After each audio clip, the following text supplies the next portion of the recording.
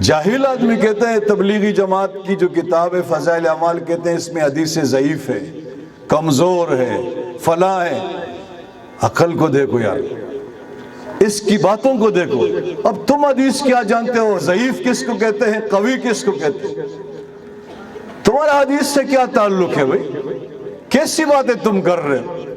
تم اس کو نہیں دیکھتے کہ آج قرآن کریم کے بعد پوری دنیا میں سب سے زیادہ پڑھی جانے والی کتاب فضائل اعمال ہے؟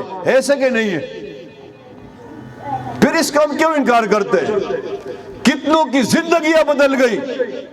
میں اکثر اجتماع میں ایک بات عرض کرتا ہوں، میں رب کی قسم کھا کر کہتا ہوں، تبلیغی جماعت کی برکت سے وہ لوگ راہ راست پہ آ گئے جو اسٹیجوں پہ کھڑے ہو کر لوگوں کو جہنم کی طرف لے جاتے تھے، ان کو گانا سناتے تھے، خدا سے تعلق توڑ دیتے تھے، لیکن تبلیغی جماعت کی برکت سے سٹیج پہ آ کے لوگوں کا تعلق اللہ سے جوڑ رہے ہیں، لوگوں کو جنت کے راستے پہ لگا رہے ہیں۔